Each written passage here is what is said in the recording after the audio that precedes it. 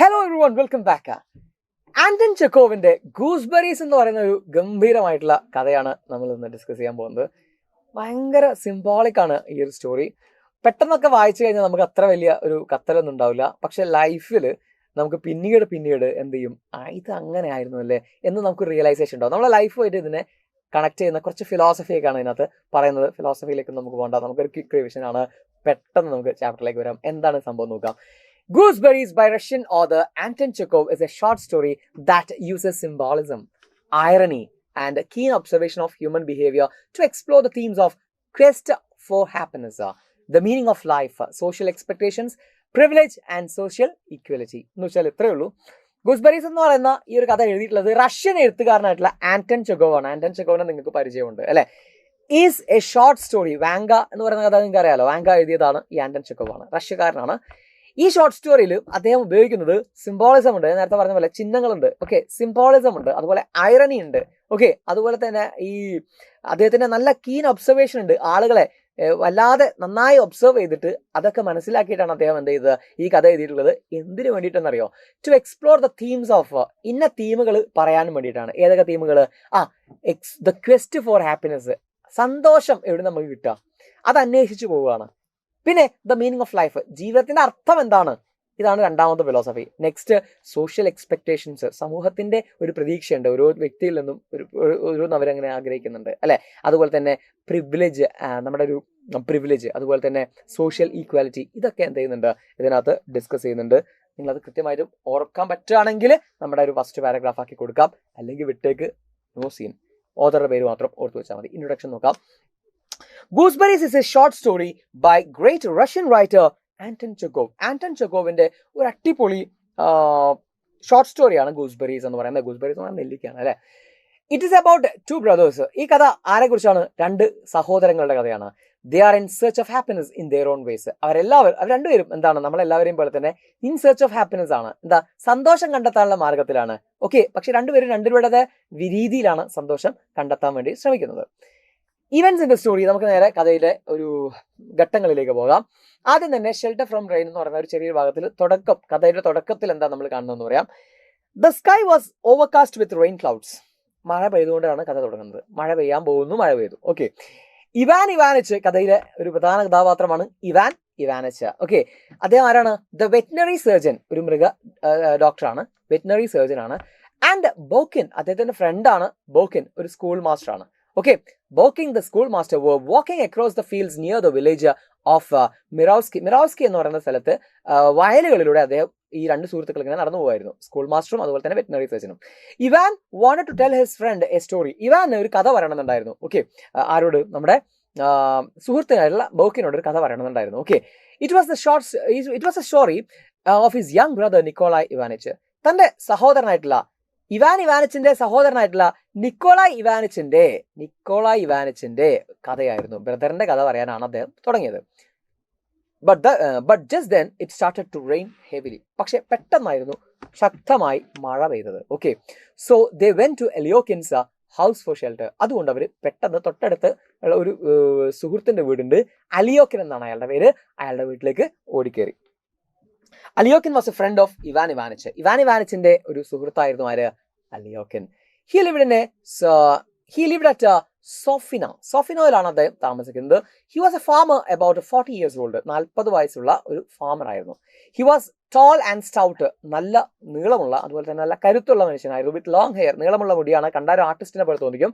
His house was large and 2-storied. അദ്ദേഹത്തിന്റെ വീട് വലുതായിരുന്നു, അതുപോലെ തന്നെ 2 നിലയുള്ളതായിരുന്നു. Okay, he lived downstairs. അദ്ദേഹം താമസിക്കുന്നത് താഴെ നിലയിലാണ്.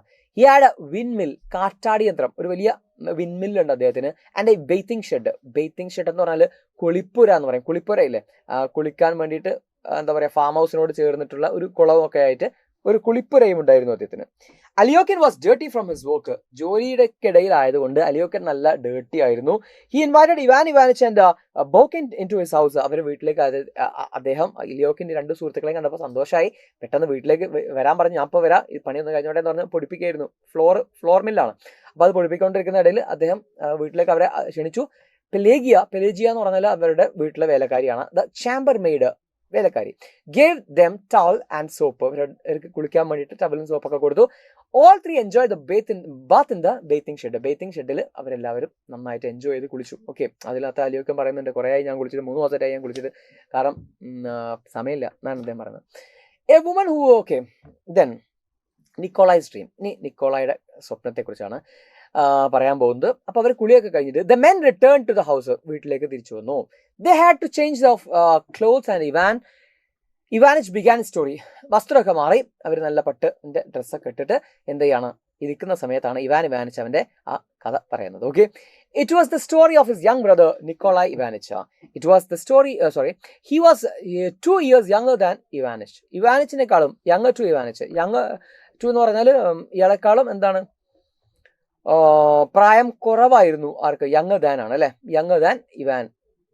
അയാള് നമ്മുടെ ഇവാനിച്ചിനേക്കാളും 2 വയസ്സ് ഇളയതാണ്. ആര്? നിക്കോളായ്, കഥ പറയാൻ പോകുന്ന ആള്.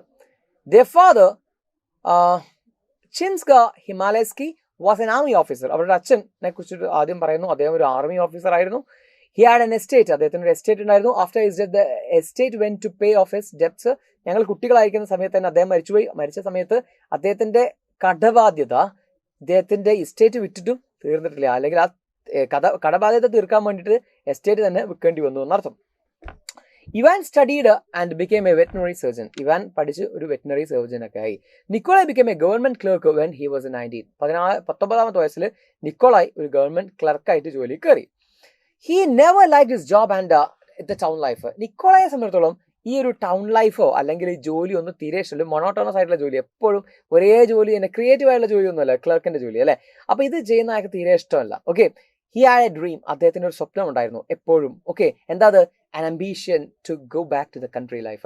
കുട്ടികളായിരുന്ന സമയത്ത് തങ്ങൾ താമസിച്ചിരുന്ന ആ വില്ലേജിലേക്ക്, അതുപോലെ ഒരു വില്ലേജിലേക്ക്, ആ ഒരു കൺട്രി ലൈഫിലേക്ക് തിരിച്ചു പോകണം എന്നായിരുന്നു അദ്ദേഹത്തിന്റെ ആഗ്രഹം. മണി hungry. Nikolai's desire was to buy a small riverside farm in the countryside and live there. നിക്കോളയുടെ ഡ്രീം ഇതായിരുന്നു, ഒരു ഗ്രാമത്തിൽ പോയിട്ട് നല്ല അടിപൊളി റിവർ സൈഡിൽ ഒരു വീട്, കുറച്ചൊരു എസ്റ്റേറ്റ് വാങ്ങിക്കണം, എന്നിട്ട് അവിടെ താമസിക്കണം. There was always a gooseberry bush in the farm of his dreams. അദ്ദേഹം പലപ്പോഴായി കാണുന്ന സ്വപ്നങ്ങളിലൊക്കെ, ഏത് സ്വപ്നം കണ്ടു കഴിഞ്ഞാലും അതിലൊക്കെ ആ എസ്റ്റേറ്റിൽ എന്തുണ്ടാവും? ഒരു ഗൂസ്ബെറി ബുഷ് ഉണ്ടാവും. നെല്ലിക്കയുടെ ഒരു തൈകൾ അതിനകത്ത് ഉണ്ടാവാറുണ്ടായിരുന്നു. He lived like a beggar and saved money. ഈ ഒരു ആഗ്രഹത്തിന് പിന്നാലെ അദ്ദേഹം ഇങ്ങനെ പോയിക്കൊണ്ടിരിക്കുകയാണ്. ഈ ആഗ്രഹത്തിന് വേണ്ടിയിട്ട് അദ്ദേഹം എന്ത് ചെയ്തുകൊണ്ടിരിക്കുന്ന, പൈസ കിട്ടുന്നതൊക്കെ സേവ് ചെയ്യാണ്. And lived A life like a beggar. ഒരു ബെഗറിന്റെ ലൈഫാണ് അദ്ദേഹം. എന്ന് വെച്ചാൽ ഒരു വളരെ സ്റ്റിഞ്ചി ആയിട്ട് ജീവിച്ചുകൊണ്ടിരിക്കുകയാണ്. Okay, at the age of 40, he married an old ugly widow for her money. അങ്ങനെ ഒരു 40-ാമത്തെ വയസ്സിൽ അദ്ദേഹം ഒരു കല്യാണം കഴിക്കാണ്. ഒരു ഓൾഡ് അഗ്ലി വിഡോനെയാണ് കല്യാണം കഴിക്കുന്നത്. പ്രായമായൊരു സ്ത്രീ, അത് കാണാൻ അത്ര ഭംഗിയൊന്നും ഇല്ലാത്തൊരു സ്ത്രീയാണ് കല്യാണം കഴിച്ചത്. അയാൾ എന്തിനു വേണ്ടിയിട്ടാണ് കല്യാണം കഴിച്ചത്? അവളുടെ പൈസ കണ്ടിട്ട് മാത്രമാണ് കല്യാണം കഴിച്ചത്. ഓക്കെ, ഇനി നിക്കോളായുടെ എസ്റ്റേറ്റിനെ പറ്റി പറയുന്നു. Nikolai brought 300 acres after the death of his wife. അപ്പൊ ഈ ഭാര്യക്കും കൃത്യമായി ഭക്ഷണം ഒന്നും കൊടുക്കൂല, അവളെയും പട്ടിണിക്കിടും, ഇങ്ങനെയൊക്കെ ചെയ്യുന്നൊരു മനുഷ്യനായിരുന്നു. അയാൾ ആ പൈസ ഇയാളെ ബാങ്കിലിടും. എന്നിട്ട് ഈ പൈസ അയാൾ ഭാര്യയുടെ മരണത്തിന് ശേഷം പൈസ കൊണ്ട് അയാൾ ഒരു എസ്റ്റേറ്റ് വാങ്ങാണ്. 300 acre ഉള്ള ഒരു എസ്റ്റേറ്റ് വാങ്ങിച്ചു. It had a farm house. അതിനകത്തൊരു ഫാം ഹൗസ് ഉണ്ടായിരുന്നു, കോട്ടേജ് ഉണ്ടായിരുന്നു, ആൻഡ് എ പാർക്ക്, ഒരു പാർക്ക് ഉണ്ടായിരുന്നു. There was a river beside the farm. ഫാമിന് തൊട്ടടുത്തായിട്ട് ഒരു റിവറും ഉണ്ടായിരുന്നു. But the water in it was dirty. പക്ഷെ അതിനപ്പുറത്ത് ഒരു ജെലാറ്റിൻ കമ്പനിയൊക്കെ ഉണ്ടായതുകൊണ്ട് ഒരു എന്താ പറയാ, അതിന്റെ വെള്ളത്തിന് അത്ര വൃത്തിയൊന്നുമില്ലായിരുന്നു. സ്ലഗ്ഗിഷ് വാട്ടർ ആയിരുന്നു അതിനകത്തുള്ളത്. There was no gooseberry bush. അവിടെ ആണെങ്കിൽ ഗൂസ്ബെറി ബുഷും ഇല്ലായിരുന്നു. Nikolai planted 20 gooseberry bushes in the farm. പക്ഷെ നിക്കോളായ് 20 ഗൂസ്ബെറി ബുഷസ് കൊണ്ടുവന്നിട്ട് നട്ടു. Thus he began his country life. He called his estate Himalevsky. അച്ഛന്റെ പേര് ഹിമാലയസ്കി എന്ന് പറയുന്ന പേരാണ് എസ്റ്റേറ്റിന് കൊടുക്കുന്നത്. In the country life Nikolai became lazy and fat. Country ലൈഫിലായപ്പോ ഓക്കെ, ഇപ്പൊ അദ്ദേഹത്തിന്റെ ആഗ്രഹങ്ങളൊക്കെ എത്തി, അദ്ദേഹത്തിന് ഇഷ്ടപ്പെട്ടൊരു ജീവിതം നയിച്ചുകൊണ്ടിരിക്കുകയാണ്. അപ്പൊ അദ്ദേഹം ഒരു എന്താ പറയാ, മടിയനായി മാറി, തടിയനായി മാറി. He look like a pig. Okay, ഒരു പന്നിയെ പോലെ തടിച്ചു എന്ന് പറയുന്നത്. His dog and his cock also were like him as fat as a pig. അദ്ദേഹത്തിന്റെ ഡോഗും അദ്ദേഹത്തിന്റെ കുക്കും, ഓക്കെ കുക്കാണ്, കുക്കും അദ്ദേഹത്തെ പോലെ തന്നെ ഒരു പിഗിനെ പോലെ തടിച്ചിട്ടുണ്ടായിരുന്നു. On his birthday he gave vodka to the വില്ലേജേഴ്സിനൊക്കെ അദ്ദേഹത്തിന്റെ പിറന്നാളിന് അദ്ദേഹം വോഡ്ക കൊടുക്കുമായിരുന്നു. Okay, he gave them soda and castor oil as medicines for all kind of diseases. അപ്പോൾ ഒരു ശരിക്കും ഒരു ഭൂപ്രമാണിയെ പോലെ തന്നെയാണ് അദ്ദേഹം എന്ത് ചെയ്തുകൊണ്ടിരിക്കുന്നത്, പെരുമാറിക്കൊണ്ടിരിക്കുന്നത്. അദ്ദേഹത്തിന്റെ പണിക്കാർക്കൊക്കെ അദ്ദേഹത്തിന്റെ ബർത്ത്ഡേക്ക് ഒരു പാർട്ടി, അതുപോലെ തന്നെ അവിടെയുള്ള ആളുകൾക്ക്, പാവപ്പെട്ട ആളുകൾക്ക് എന്തെങ്കിലും അസുഖം വരികയാണെങ്കിൽ സോഡയും അതുപോലെ കാസ്റ്റർ ഓയിലും ഒക്കെ അദ്ദേഹം എന്ത് ചെയ്യും, എല്ലാ അസുഖങ്ങൾക്കും അതൊരു മരുന്നായിട്ട് കൊടുക്കാറുണ്ട്. He thought such good works would save his soul. അദ്ദേഹം വിചാരിച്ചു ഇത്തരം പ്രവർത്തികൾ ചെയ്യുമ്പോൾ അത് എൻ്റെ ആത്മാവിനെ രക്ഷിക്കുമെന്ന് അദ്ദേഹം വിചാരിച്ചു. ഓക്കെ, എൻ്റെ എന്താ പറയുക, മരണാനന്തര ജീവിതത്തിന് വേണ്ടിയിട്ട് കുറച്ചുകൂടെ നല്ലതാവാൻ, അല്ലെങ്കിൽ ഞാൻ കുറച്ചുകൂടെ നല്ല ബെറ്റർ ആവാൻ വേണ്ടിയിട്ട് ഇതൊക്കെ സഹായിക്കുമെന്ന് വിചാരിച്ചിട്ടാണ് അത് ചെയ്യുന്നത്. പക്ഷേ ഓദറിന് തീരെ ഇഷ്ടമല്ലത്. കാരണം എന്താണെന്ന് വെച്ചാൽ വോഡ്ക കൊടുത്തിട്ടാണ് ഒരാൾ നന്നാവുന്നത് എന്നാണ് ഓദർ ചോദിക്കുന്നത്. He was a land owner, not the old poor clerk. പഴയ ഒരു ലാൻഡ് ഓണർ, പഴയ ആ പുവർ ക്ലർക്കല്ല, അല്ലെ, അന്നത്തെ ആ ഒരു ദരിദ്രനായി ജീവിച്ച ആളൊന്നല്ല, അപ്പം വലിയ മുതലാളിയായിട്ടുണ്ട്. ഓക്കെ, വലിയ ജന്മി ആയിട്ടുണ്ട് അവൻ. അങ്ങനെ ഇവാൻ ഒരു ദിവസം ഈ സ്ഥലത്തേക്ക് സന്ദർശിക്കാൻ വരികയാണ്, തന്റെ ബ്രദറിന്റെ എസ്റ്റേറ്റിലേക്ക് സന്ദർശിക്കാൻ വരികയാണ്. The year before Ivan visited his brother. കഴിഞ്ഞ വർഷം എന്ന് വെച്ചാൽ കഥ പറയുന്നതിന്റെ കഴിഞ്ഞ വർഷം ഇവാൻ ആ ഫാം വിസിറ്റ് ചെയ്തു. It was a hot afternoon. നല്ല ഉച്ചയായിരുന്നു, ചൂടുള്ള ദിവസമായിരുന്നു. The estate was full of trees and bushes. There was no way to walk. Full കാട് പിടിച്ച, കാടല്ല ശരിക്കും ബുഷസും ട്രീസും ഒക്കെ ആയിട്ട് ഇങ്ങനെ കിടക്കാണ്. ഒരു നടക്കാൻ സ്ഥലമില്ല, അല്ലെങ്കിൽ അതിനൊരു സൈൻ ബോർഡ്സ് ഒന്നും അവിടെ ഇല്ലായിരുന്നു. Nikolai was having his afternoon rest. Nikolai കിടക്കാണ്. Ivan went in. Nikolai was sitting on the bed. They embrace each other. അവരെ കെട്ടിപ്പിടിച്ചു. കുറെ കാലങ്ങൾക്ക് ശേഷം കാണുകയാണ്. At night the cook served them tea and a plate of gooseberries. അന്ന് രാത്രിയിൽ cook അവർക്ക് എന്ത് കൊടുത്തു, ഒരു ചായ കൊടുത്തു. അതിൻ്റെ കൂടെ ഗൂസ്ബെറീസ് ഒരു പാത്രത്തിൽ കൊടുത്തു. ഗൂസ്ബെറീസ്, നെല്ലിക്ക. Those were Nicholas gooseberries the first harvest. ആ ഗൂസ്ബെറീസ് പ്രത്യേകത ഉണ്ട്, ഇത് ഈ വീട്ടിലുണ്ടായതാണ്, നിക്കോളായി ഉണ്ടാക്കിയതാണ്. ഓക്കെ, അയാളുടെ ആദ്യത്തെ ഹാർവെസ്റ്റ്, വിളവെടുപ്പാണ്.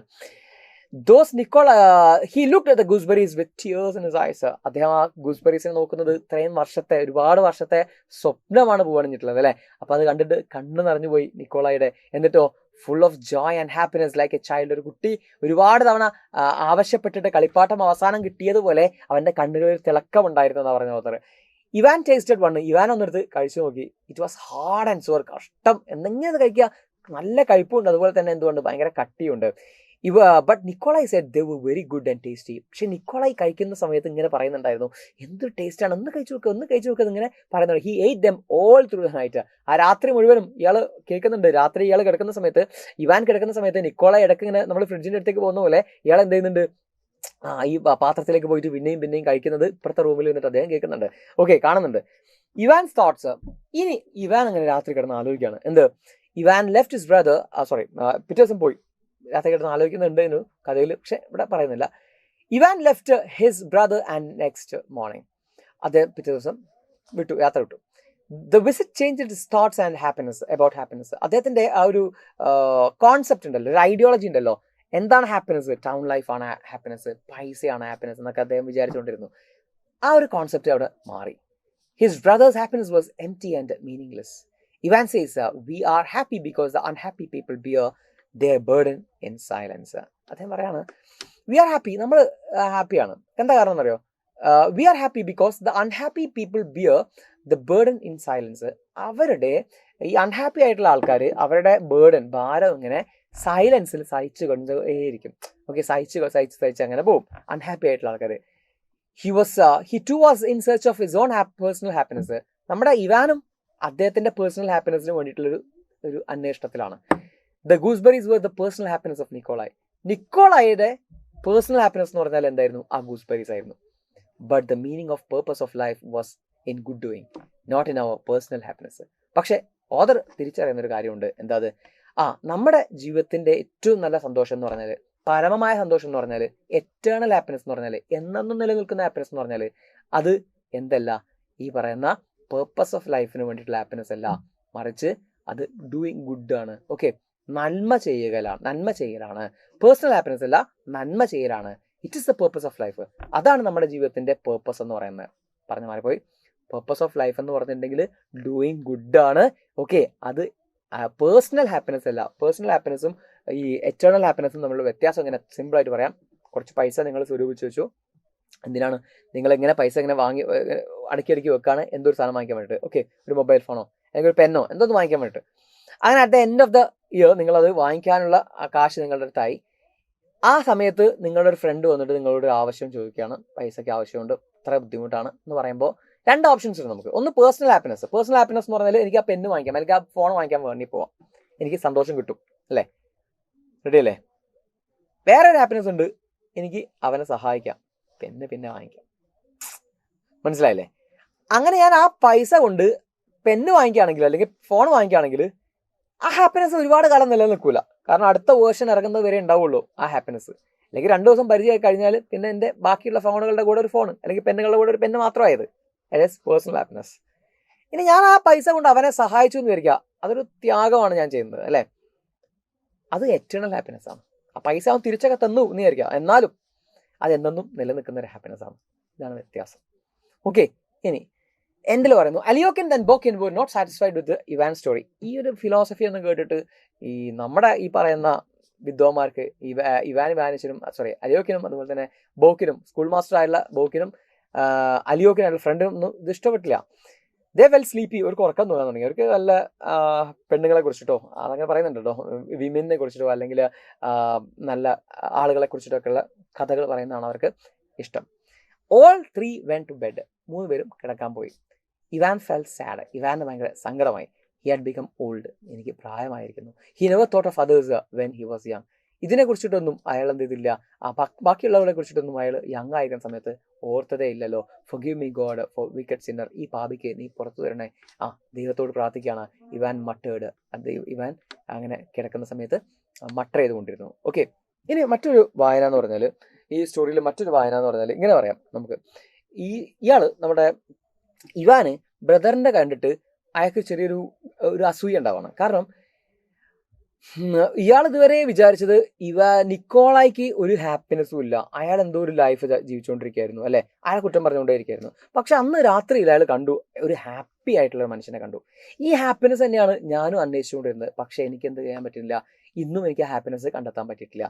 മനസ്സിലായോ? ഞാനിങ്ങനെ വലിയ പ്രൊഫഷനിലൊക്കെയാണ്, ഞാൻ ടൗണിലൊക്കെയാണ് ജീവിക്കുന്നത്. പക്ഷെ എനിക്ക് അവനുണ്ടാക്കുന്ന അവന് കിട്ടുന്ന ഒരു ഹാപ്പിനെസ് ഉണ്ടല്ലോ, അതെനിക്ക് കിട്ടുന്നില്ലല്ലോ, അതിന് എനിക്ക് സാധിക്കുന്നില്ലല്ലോ, പ്രായമായി പോയല്ലോ എന്നും അയാൾ എന്ത് ചെയ്യുന്നുണ്ട്, ആലോചിക്കുന്നുണ്ട്.